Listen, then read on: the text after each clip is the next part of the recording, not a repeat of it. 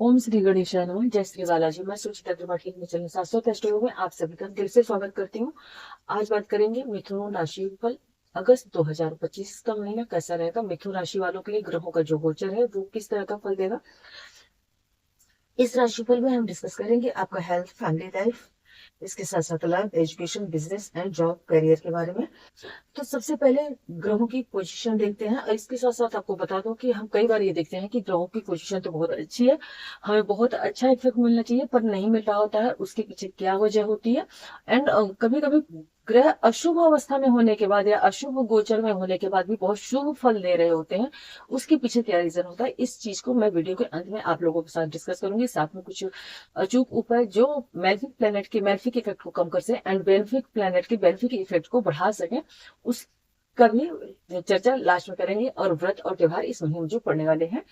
तो चलो ये वीडियो शुरू करते हैं। मिथुन राशि के लिए अगस्त का महीना, सभी 9 प्लैनेट्स क्या क्या शुभ या अशुभ परिणाम लेके आएंगे।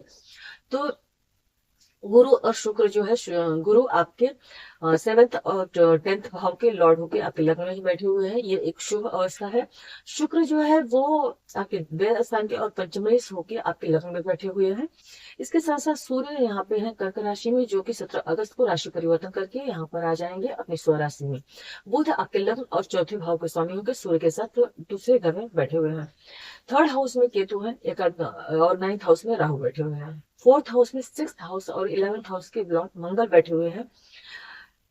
5th हाउस में चंद्रमा है। ये जिस दिन का वीडियो है मतलब 1 अगस्त की पोजीशन है। और शनि आपके 8वें और 9वें मतलब 8th और 9th हाउस के लॉर्ड होंगे आपके 10th हाउस में कर्म स्थान में बैठे हुए हैं। बुध जो है 11 तारीख को वक्री अवस्था से मार्गी अवस्था में आ जाएंगे और शनि 27 नवंबर तक वक्री ही रहने वाले हैं। शुक्र भी अपना राशि परिवर्तन कर लेंगे और कर्क राशि में आ जाएंगे। तो ये सारे प्लैनेट्स आपके जीवन पे किस तरह से प्रभाव डाल सकते हैं। तो सबसे पहले आपके स्वास्थ्य के बारे में चर्चा करेंगे। आपके जो लग्न के स्वामी बुध बनते हैं, बुध अपने से दूसरे भाव में है, लेकिन वो 3rd हाउस के लॉर्ड सूर्य के साथ है। मतलब पराक्रम में तो बहुत वृद्धि होने वाली है।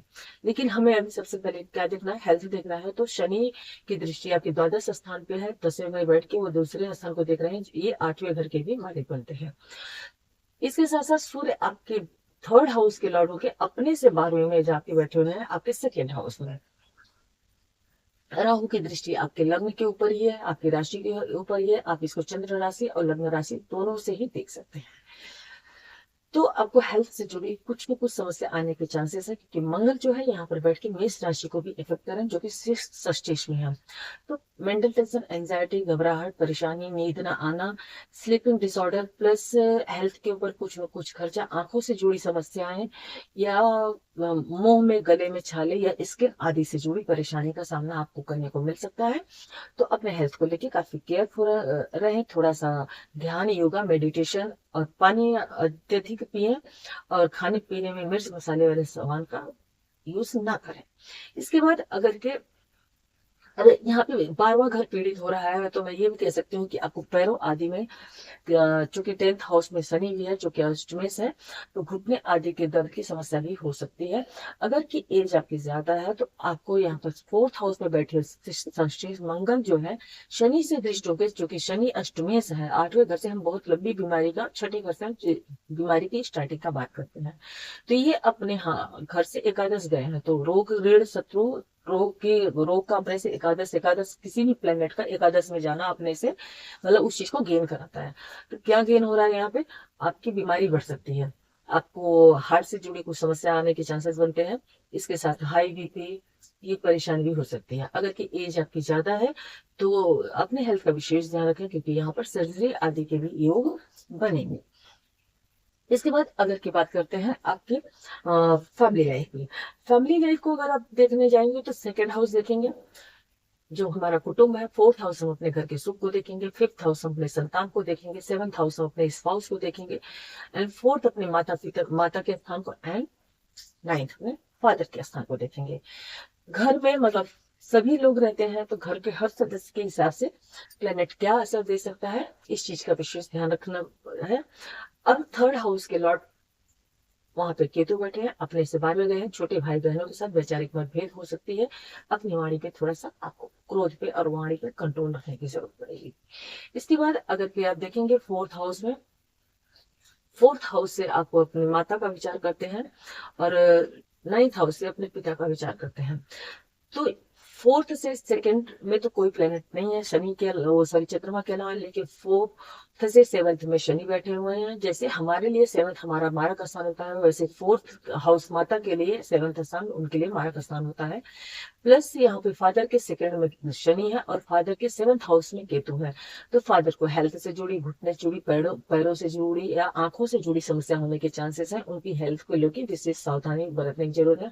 माता के स्थान में मंगल बैठे हुए हैं, शनि द्वारा ये इनकी दृष्टि है, तो आपकी माता का हेल्थ भी इस महीने में कुछ खराब होने के चांसेस बनते हैं, तो उनकी भी हेल्थ का आपको विशेष ध्यान देने की जरूरत पड़ती है।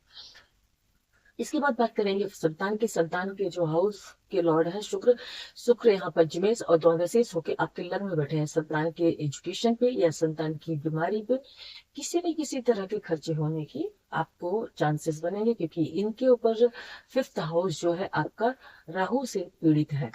और उसके बाद आप देखेंगे कि शुक्र भी जो है वो बेशक से हाँ गुरु आस्पेक्ट करके काफी काफी हद तक बचाने का, प्रोटेक्ट करने का काम कर रहे हैं।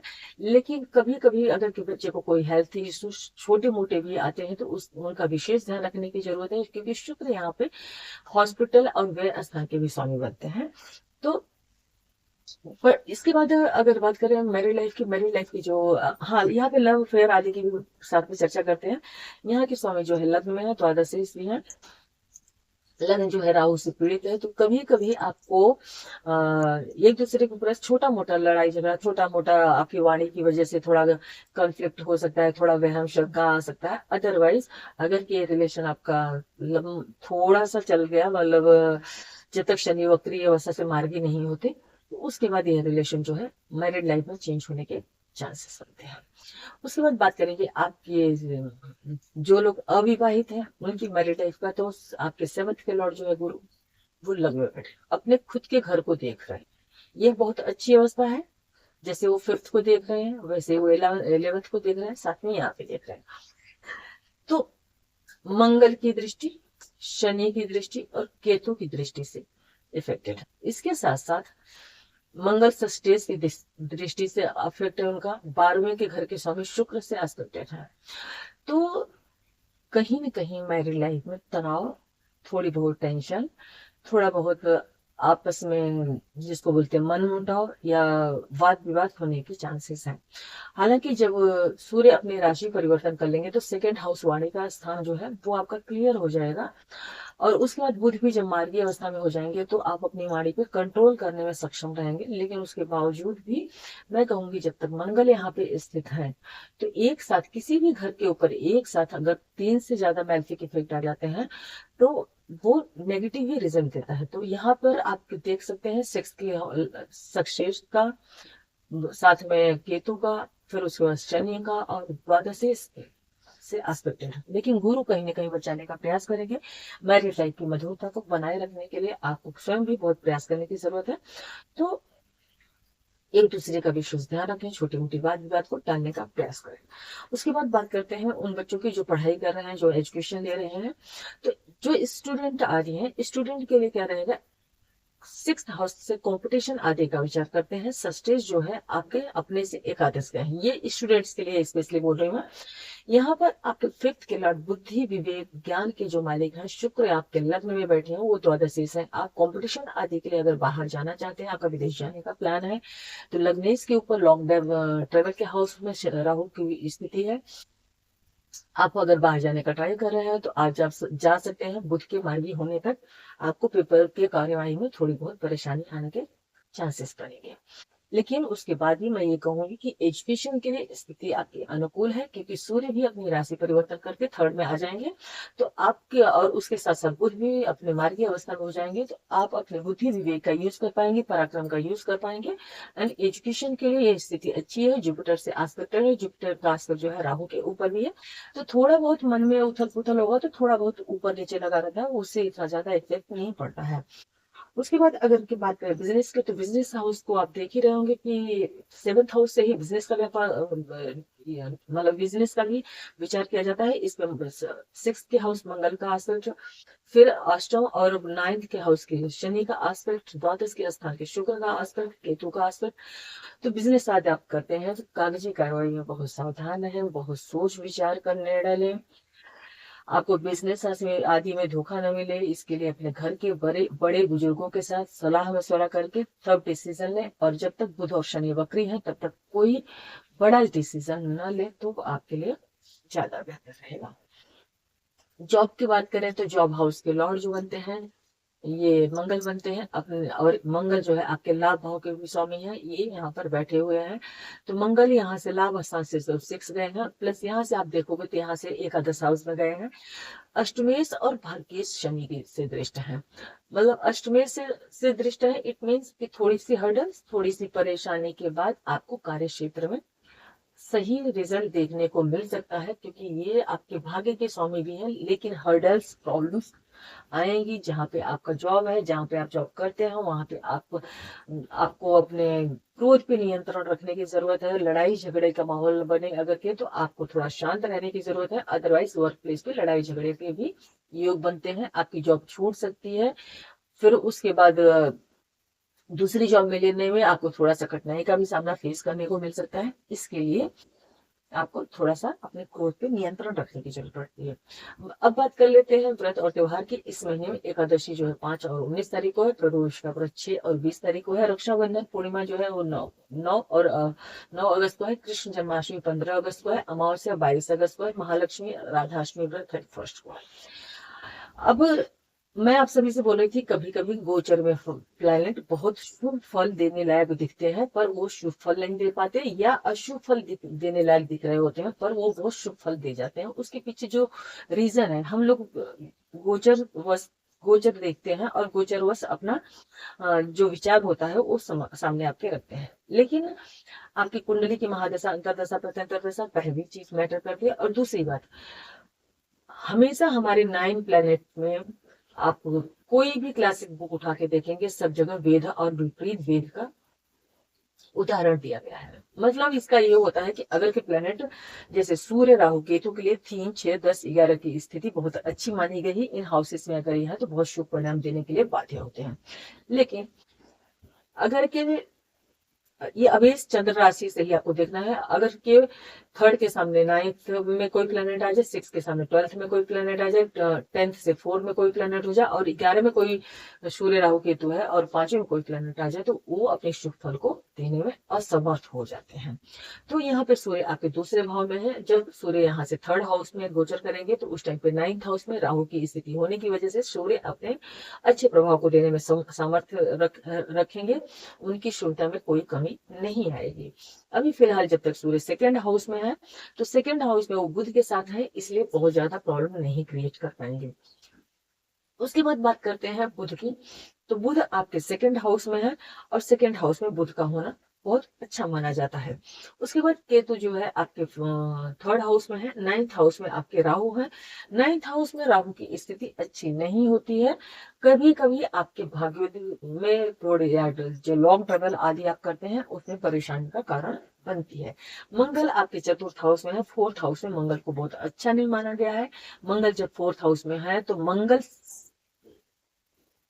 के 4th हाउस में 3rd में कोई प्लेनेट होना चाहिए, तो सॉरी मंगल से 3rd हाउस में कोई प्लेनेट होना चाहिए। तो मंगल से 3rd हाउस में कोई प्लेनेट नहीं है, तो इट मीन्स मंगल अपना नेगेटिव प्रभाव देने में सक्षम हो जाएंगे। जब हम प्लेनेट नेगेटिव हाउसेस में होते हैं तब हमें प्लेनेट से ही देखना पड़ता है, क्योंकि प्लेनेट नेगेटिव हाउस में है ना, तो प्लेनेट से ही देखना पड़ेगा। उससे 3rd हाउस में अगर कोई प्लेनेट होता तो इसकी नेगेटिविटी कम हो जाती थी। अब ये संभव नहीं हो पाएगी। इसके बाद अगर के बात करें चंद्रमा 2.5 दिन में मूव हो जाता है, तो इसके लिए मैंने यहाँ पे चार्ट बना रखा है। अगर आप चाहें तो इसका स्क्रीनशॉट ले सकते हैं और उसको बाद में अगर के आप लोगों को आप चाहते हैं तो उसके लिए आप कमेंट बॉक्स में कमेंट करके बताएंगे, तो इसका एक सेपरेट वीडियो बहुत अच्छे से विस्तार पूर्वक मैं बताऊंगी। एक एक पॉइंट को ध्यान में रख के उसमें फिर आप लोगों को आगे से जब आप कभी भी राशिफल देखेंगे तो आप स्वयं कैलकुलेट कर पाएंगे कि मतलब कौन सा प्लेनेट शुभ परिणाम क्यों नहीं दे रहा है, या कोई भी प्लेनेट अशुभ होकर भी शुभ परिणाम कैसे दे रहा है। इसके बाद अगर की बात करें राहु का मैंने आपको बता दिया, शनि 10वें घर में है। शनि का 10th हाउस में होना अच्छा नहीं माना जाएगा। तो शनि जब 10th हाउस में हो तो शनि से, अब आप देख पा रहे होंगे, शनि से 10th हाउस में, शनि यहाँ पे है, शनि से 10th हाउस में कोई भी प्लेनेट नहीं है। इसका मतलब यह है शनि आपके कार्य क्षेत्र में कठिनाई और अवरोध उत्पन्न करने में सामर्थ्यवान है। तो उसके लिए शनि के उपाय आपको जरूर करने चाहिए। शनि का उपाय करने के लिए अब उपाय पे आ जाते हैं। सबसे पहले बृहस्पति का गोचर देख लेते हैं। बृहस्पति जो है आपकी कुंडली के 3rd हाउस में, सॉरी लग्न में है। तो लग्न में बृहस्पति का होने, बृहस्पति में का लग्न में स्थिति जो है वो कहीं ना कहीं आपको कुछ न कुछ प्रॉब्लम जरूर क्रिएट कराएगी। अगर के लग्न में ये शुक्र जब तक है तब तक तो बहुत ज्यादा परेशानी नहीं देगी, तब तक गुरु का पूरा रिजल्ट आपको अच्छा मिलेगा। बेशक से शुक्र द्वादशेष भी हो गया है, लेकिन वो पंचमेश भी है, उनकी मूल त्रिकोण राशि यहाँ पर है। इसका मतलब यह है कि बृहस्पति जो है वो अपने शुभ अशुभ परिणाम नहीं दिवा रहे हैं, क्योंकि वहां पे शुक्र ऑलरेडी विद्यमान है। इसके बाद अगर के आप बात करेंगे वीनस की, वीनस आपके लग्न में ही बैठे हुए हैं, और लग्न में जब वीनस आए तो उनका बहुत अच्छा फल मिलता है। तो यहाँ पर अगर के 8th हाउस में कोई प्लेनेट होता तो इनके शुभ परिणाम को खत्म कर सकता था, पर 8th हाउस में कोई प्लेनेट नहीं है। इसका मतलब ये अपने शुभ परिणाम आपको दे पाएंगे। ये आज का वीडियो रहा। अगर वीडियो पसंद आया, इसके पहले सॉरी मैं उपाय बताना आप सभी को भूल गई, जो कि बहुत ही जरूरी और बहुत इंपॉर्टेंट पार्ट होता है वीडियो का। आपके सबसे पहले आप किसको मजबूत करेंगे? हमारे अंदर क्षमता है, हम लड़ने में सक्षम है, तो हम कुछ भी कर सकते हैं। तो सब इसके लिए सबसे पहले बुध भगवान की आपको आराधना करनी पड़ेगी। गणेश जी के लिए आप हर बुधवार को उनकी पूजा अर्चना करने के बाद ग्रास जो होता है, जो दूर्वा जो होती है, दूर्वा अर्पित करें। 11 दूर्वा 4 उंगल से बड़ा लेना है, लाल रंग के फूल और कलावे के साथ बांध के उनके पैरों में रखना है और लड्डू का भोग लगाना है। ये आपको हर बुधवार को करना है। शनि आपके अष्टम के लॉर्ड है, प्लस आपके भाग्य के स्वामी है। मतलब शनि जो है कार्यस्थल में 8वें घर का फल देंगे, तो मतलब कार्यस्थल में आपको परेशानी का सामना करना पड़ेगा। इसके लिए आपको कुछ न कुछ अपने गरीबों को दान देते रहना, हनुमान चालीसा का रेगुलर बेस पे पाठ करना, और प्लस जैसे शनिवार के दिन आप शाम को चले गए मंदिर, वहां पे पीपल के पेड़ के नीचे दिया जलाना, ये भी आपके लिए काफी शुभ परिणाम लेके आएगा। गुरु आपके 7th मतलब बिजनेस, व्यापार, लाइफ पार्टनर और कार्य स्तर के स्वामी बनते हैं। तो इनके लिए सबसे बेस्ट उपाय है ओम नमो भगवते वासुदेवाय मंत्र का आपको नियमित रूप से जाप करने की जरूरत पड़ती है। आपके धर्म के स्वामी चंद्रमा बनते हैं, तो चंद्रमा के लिए आपको शिव जी की शरण में जाना चाहिए। सावन का महीना चल रहा है, शिव जी को 1 लोटा जल और बेलपत्र चढ़ाने मात्र से आपके काफी सारे प्रॉब्लम के सोल्यूशन हो सकते हैं। वीडियो पसंद आया हो तो प्लीज वीडियो को लाइक कीजिएगा, चैनल को सब्सक्राइब कीजिएगा, अपने फ्रेंड्स एंड रिलेटिव्स के साथ शेयर अवश्य कीजिएगा। आप सभी का बहुत बहुत धन्यवाद। श्री हरि विष्णु आप सभी का कल्याण करें।